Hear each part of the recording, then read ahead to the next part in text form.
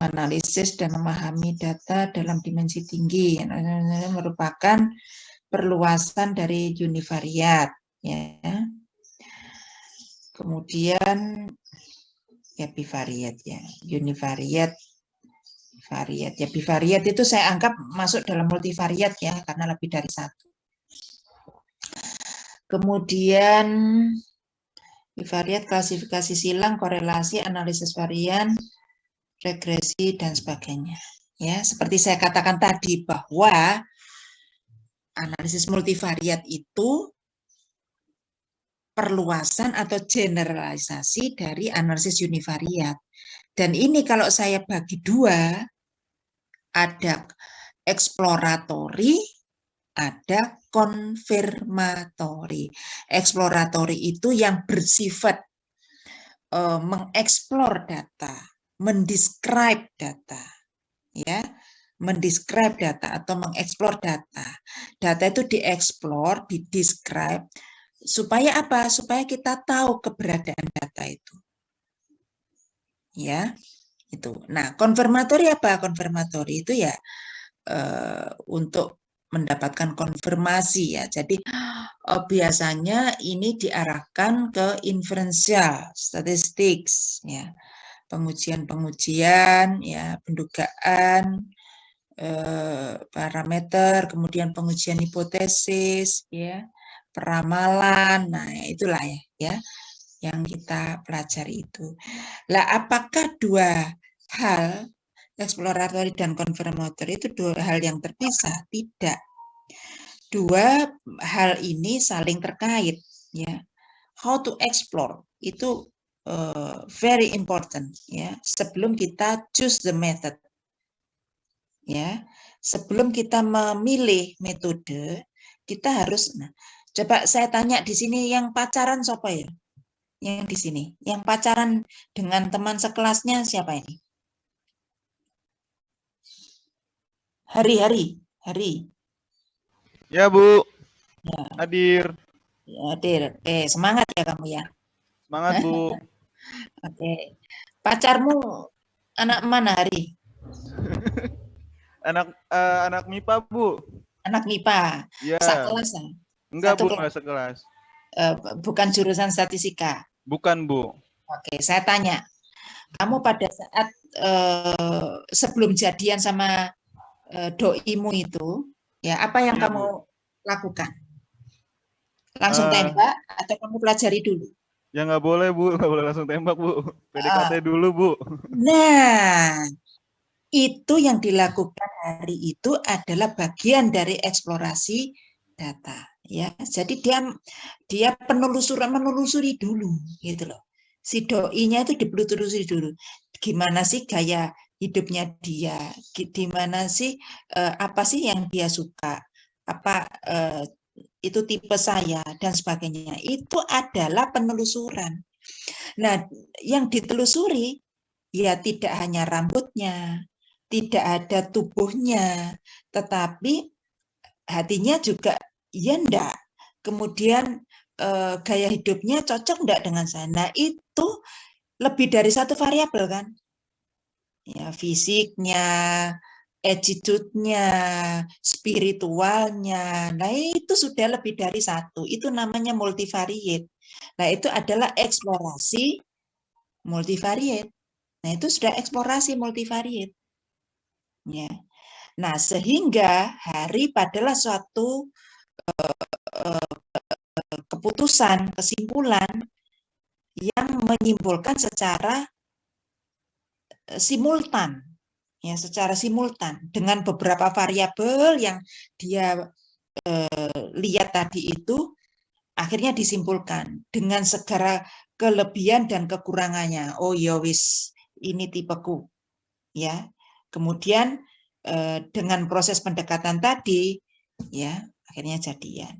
Ya, itu adalah tahapan-tahapan yang akan kita lakukan nantinya, ya, di dalam multivariate, ya, analisis multivariate. Jadi metode apapun, ya, di dalam statistika yang akan Anda gunakan nantinya, diawali dulu dengan how to explore the phenomena, the data, ya. dieksplor dulu, dipelajari dulu, ya. Nah, proses mempelajari itu memakan waktu yang cukup panjang, ya. Di dalam satu analisis data, kalau itu kita persentase 100% katakanlah, untuk preparing data tadi itu prosesnya mungkin perlu waktu 90%. Ya. Kalau sudah siap, ready, ya analisisnya cukup 10% saja, selesai udah. Ya.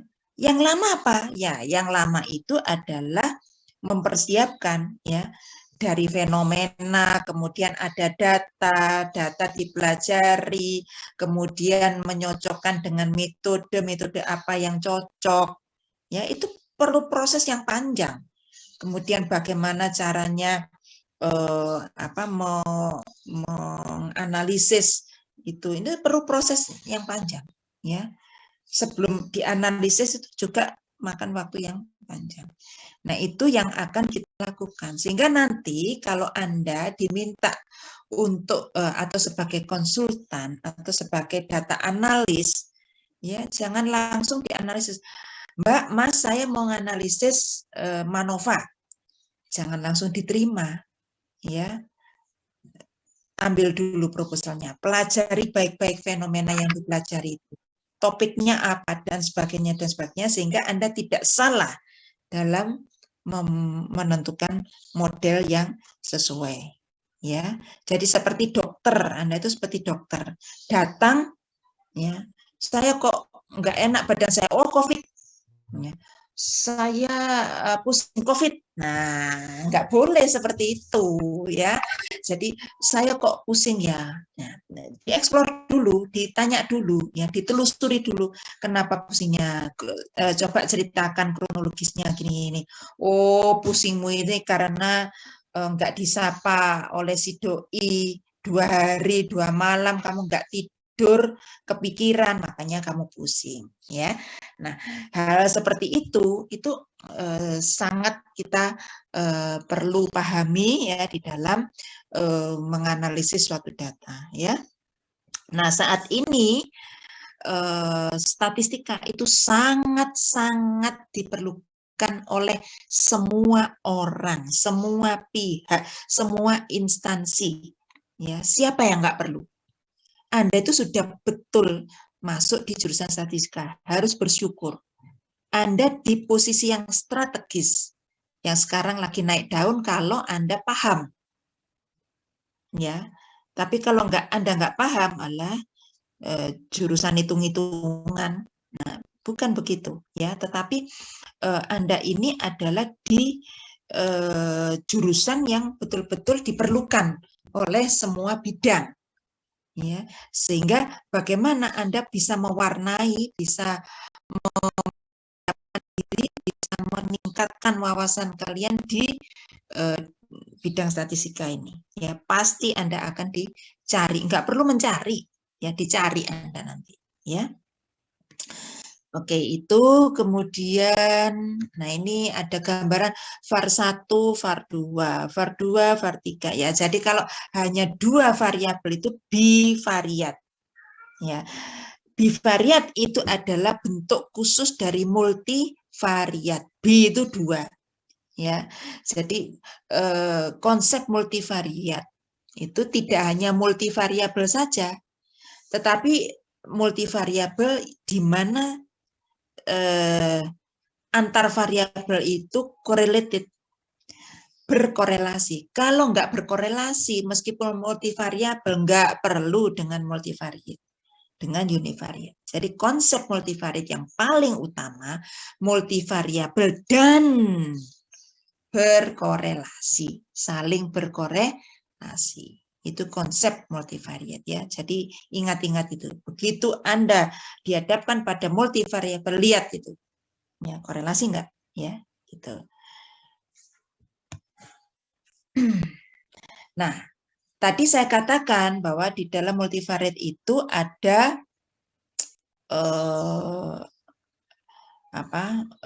eksplorasi data atau deskripsi data dan analisis konfirmatory. Nah, eksplorasi data ini seperti ini. Kalau ini kan box plot ini termasuk univariate. Univariate ya. Tapi kalau multivariate bisa juga box plot ini digunakan, tetapi dengan within group ya. Jadi ini mungkin kelompok variabel 1 ada beberapa box plot, kelompok variabel 2 ada beberapa. Nah, ini nanti bisa di explore datanya ya. Kemudian ini adalah Chernovisis ya. Chernovisis atau muka Chernov. Muka Chernov itu salah satu bentuk eksplorasi data yang mungkin mudah untuk diimplementasikan, mudah untuk dideskripsikan ya. Jadi misalnya ada kalau misalnya nilai misalnya ya, atau uang saku misalnya ya, uang saku itu bentuknya mulut itu ke bawah gitu, berarti menyedihkan kan, itu uang sakunya kecil ya.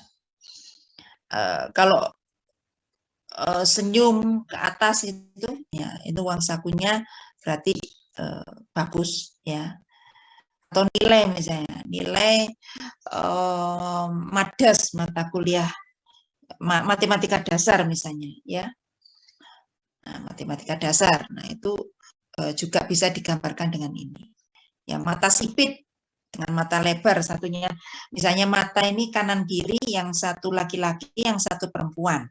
Yang mahasiswa perempuan matanya sipit misalnya, ya berarti nilai-nilainya hampir sama.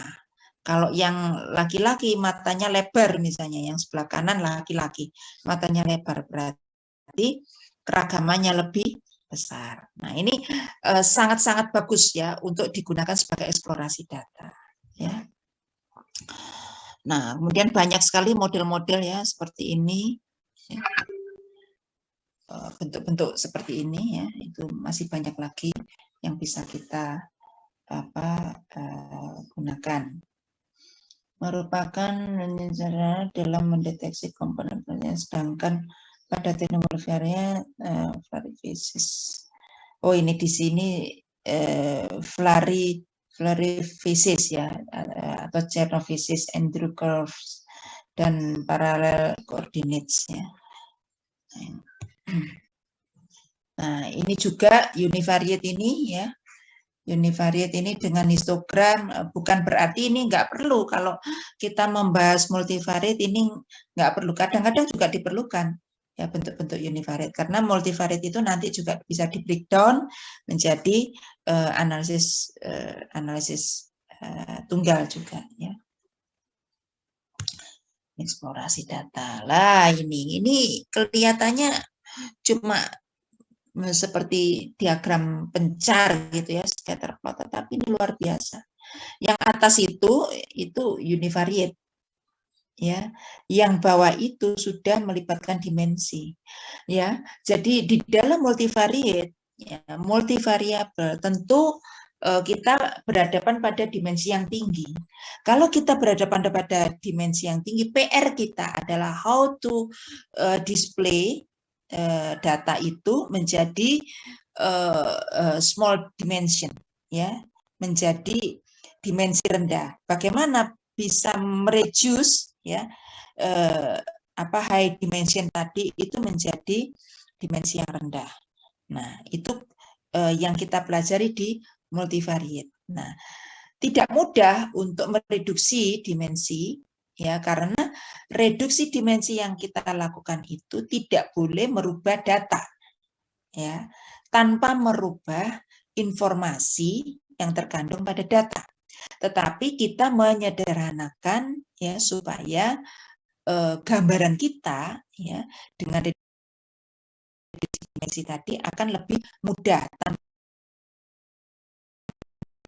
informasi di dalam data. Nah, ini peran matriks ya, matriks dan ruang vektor tidak Anda kuasai ya, Anda sudah lulus dengan matriks dan ruang vektor, itu konsepnya di sana untuk reduksi dimensi ya. Ini penting banget ini, tidak hanya untuk klaster tapi banyak metode-metode pengelompokan ya dengan reduksi dimensi, dengan biplot, ya multidimensional scaling, correspondent analysis, banyak sekali ya yang bisa kita gunakan.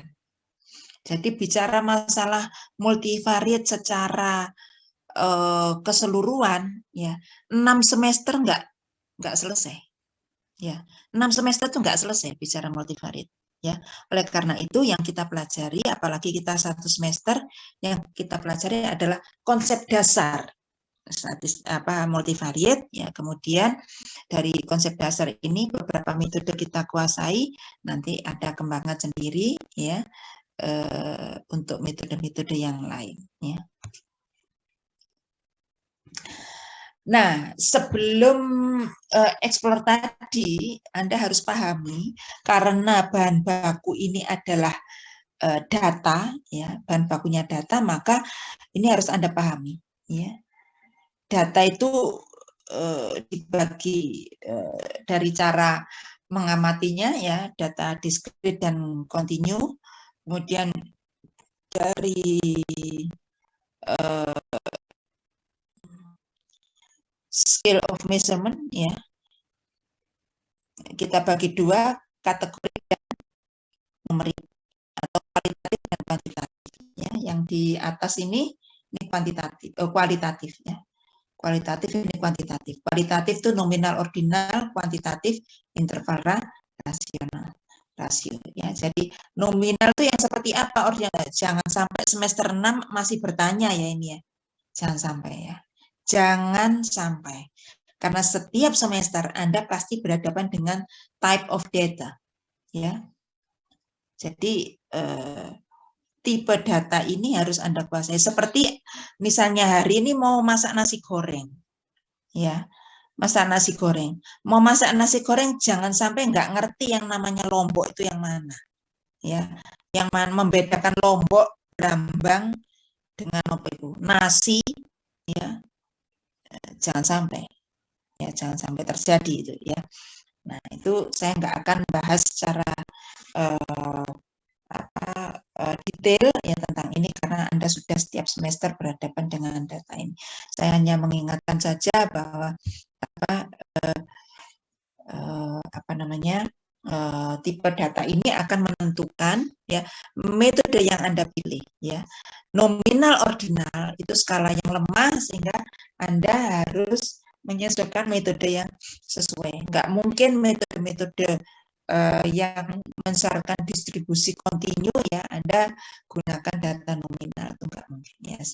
Nah, padahal di dalam multivariate susahnya itu adalah seringkali kita mendapatkan data campuran.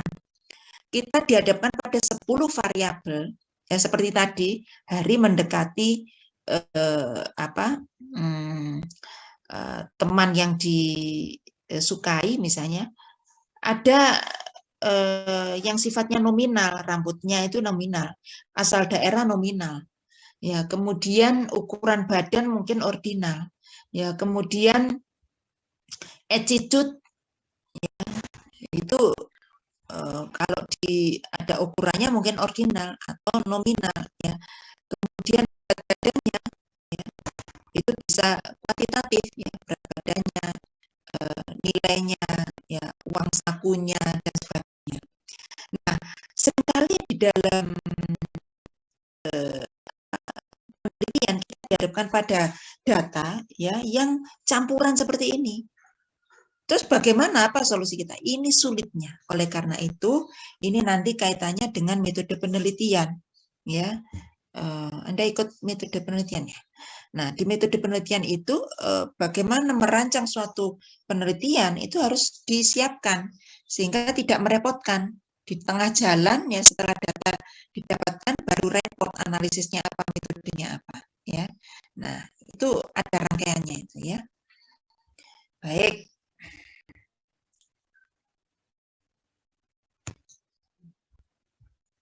Nah, ini nanti saya kirim materinya ya. Nah, secara keseluruhan ya, saya bisa gambarkan di sini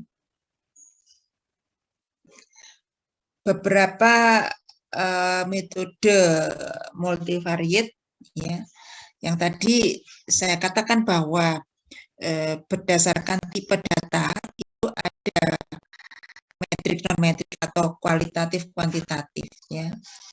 Kuantitatif ya saya ini bahasa yang kita dapatkan kalau nggak salah di bukunya apa ini ya, Manly atau Mardia ya ini ya seperti ini ya. Jadi istilahnya metrik atau Subhasarma juga mungkin ada ya.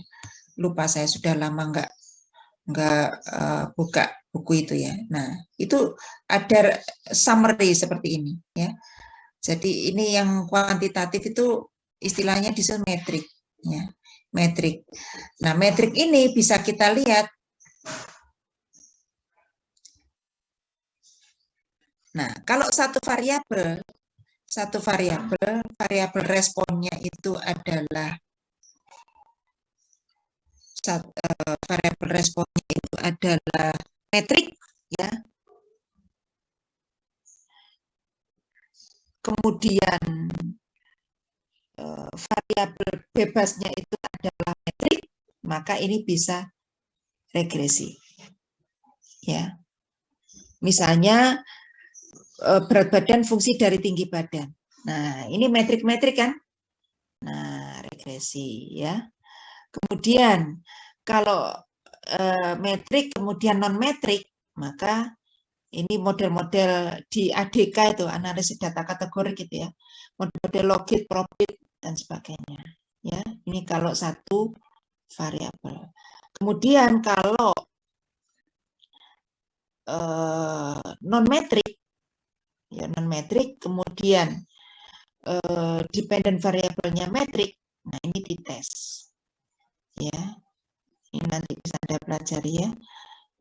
Kalau non metrik bisa diskriminan ya, tetapi diskriminan yang diskrit ya, diskrit diskriminan analisis ya. Nah kalau lebih dari satu untuk independen tetapi dependennya satu, nah ini yang sering Anda dapatkan multiple regression ya.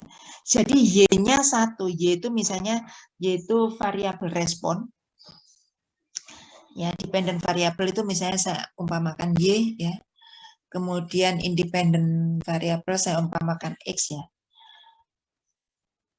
Ya, nah kalau X-nya banyak, Y-nya satu, yaitu regresi berganda. X-nya banyak, Y-nya satu, tetapi Y-nya itu adalah metrik. Ya, bisa juga ANOVA. Ya, ANOVA dan regresi ini kan ya model-model sama sebetulnya ya. Ya. Sama apa enggak? Sama kan? Ya. Secara umum ya, Y sama dengan X beta plus E. Ya, X-nya matriks rancangan. Ya. Nah, kalau non metrik, ya non metrik, tetapi variabel X-nya itu lebih dari satu, ini bisa juga diskriminan, logistik regression dan sebagainya. Ini ya. Nah, seperti ini. Kemudian kalau lebih dari satu, ya. Nah, canonical correlation. Anda kenal korelasi korelasi sederhana ya. Korelasi antara X1 dengan X2 itu korelasi sederhana. Korelasi antara X2 dengan X3 sederhana. Korelasi antara X1, X2 versus X3 dengan menganggap X4, X5 itu konstan, itu parsial, korelasi parsial. Korelasi antara X1 dengan X2, X3, X4 sampai X5 kalau dalam buah variabel itu ada korelasi ganda. Ya, korelasi kanonik adalah bagaimana Anda mengkorelasikan ya beberapa variabel, kelompok variabel yang berada di dalam satu dimensi dengan dimensi yang lain, itu korelasinya namanya korelasi kanonik. Ya, nanti kita singgung juga ya, kalau waktunya cukup ya. Atau nanti bisa Anda kembangkan di case method. Ya. Kemudian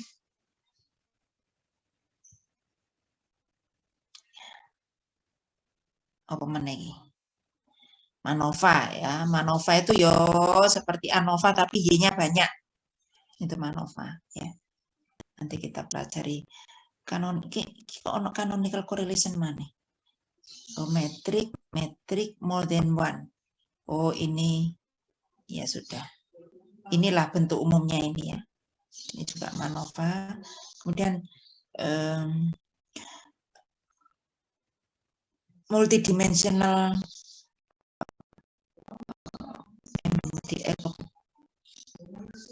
multidimensional analysis ya. Discrete multidimensional analysis. Nah. Oh, ini diskriminan ya. Diskriminan analisis ya. Banyaklah model-model. Ini masih banyak lagi. Ini baru sebagian ya. Baru sebagian. Belum lagi yang ada banyak lagi ya. Yang bisa kita pelajari.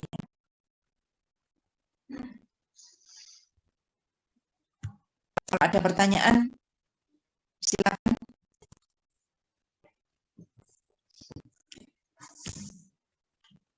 Nggak ada? Oke, kalau nggak ada pertanyaan, ya untuk kuliah